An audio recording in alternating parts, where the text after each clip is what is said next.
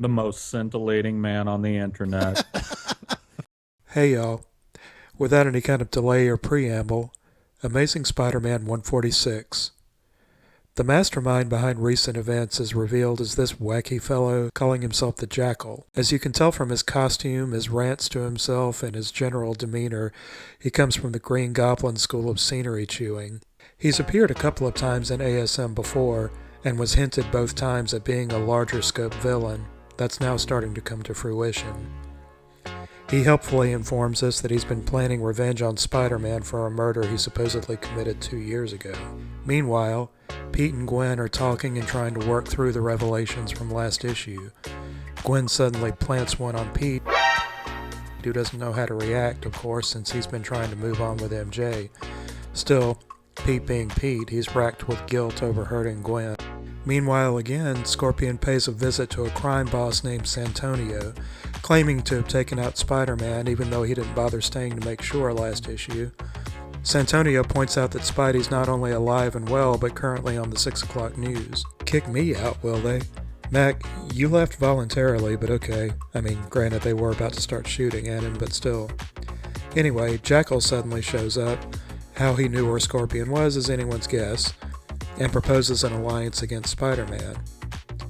Pete discovers where Mac's been holed up, retrieves the money from the bank robbery, and hands it over to the police. Next day, while Pete's visiting May in the hospital, suddenly... Okay, so why the hell is Scorpion here of all places? Well, Mac's been told by the Jackal that Spider-Man's holed up in the hospital and that May knows where. Now, how would Jackal know about any connection between May and Spider-Man? Well, we'll see. After naturally failing to get the info from May, Mac rampages through the hospital while Pete changes into something more appropriate. This time, Pete administers a good old-fashioned curb stomp until Mac abruptly disappears.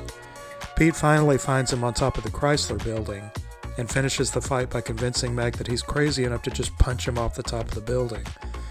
As a result, he's able to convince Mac to apologize to May, who administers a beatdown of her own, verbally. Aww. Amazing Spider-Man 147.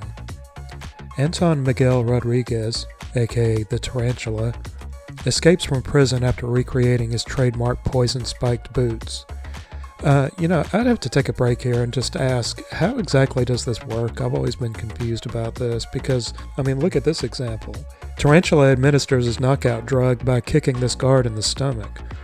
Wouldn't that be more likely to puncture his stomach and kill him? Tarantula must have some superhuman muscle control. Anyway, his ride turns out to be none other than the Jackal. MJ and Anna Watson pick up May from the hospital. MJ expresses frustration that Pete acts like she doesn't exist after Gwen's apparent return. May gives her a pep talk in return, encouraging her not to let herself be pushed aside. Ned Leeds shows Pete a lab report indicating the Gwen duplicate is actually a clone.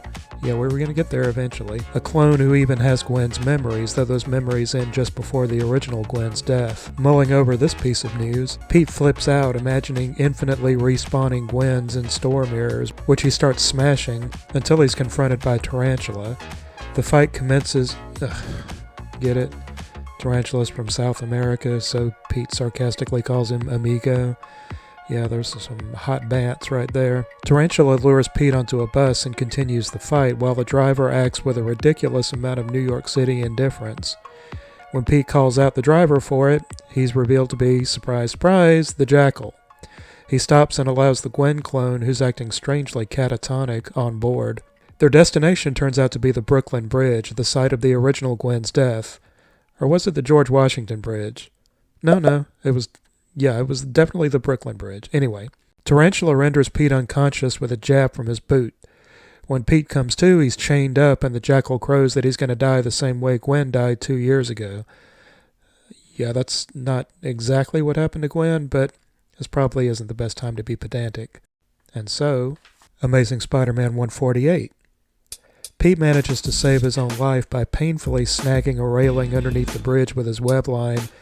Then he beautifully sticks the landing by knocking himself out in the process of trying to make it back up to Jackal and Co. The cops show up, but the trio escapes when Jackal quickly assembles a jetpack he had hidden in the Gwen clone's coat. You serious? The cops pick up Spider-Man from the water, but Pete was actually only pretending to be unconscious and quickly makes his escape. MJ tries to hash things out with Pete, only for Pete to ignore her entirely and then slam the damn door in her face. Our hero, everyone. Ned Leeds stops by to talk about Gwen, and the discussion puts Pete on the trail of Professor Miles Warren. Remember him? Since the professor took cell samples of everyone in class, including Gwen, for a project one day, Ned and Pete go to campus to talk to Professor Warren, who goes to locate the cell samples that were left over from that day, only to find them missing. He blames his old lab assistant, Anthony Serba, also claiming he's disappeared and he has no idea where. Pete manages to track down Serba's location and goes to confront him as Spider-Man for some reason.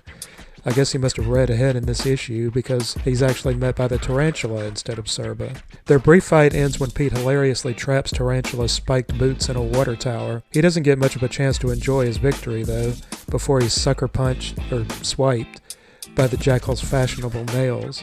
And as Pete collapses, Jackal reveals himself to be none other than...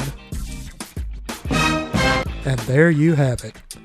Next up, I'll talk about the concluding 2 issues of the original Clone Saga, including the Jackal's bizarre origin, and a few comics that were published between the original and the 90s story, including a couple of what-if issues, and a certain Spectacular Spider-Man annual that retconned the events of the first story completely.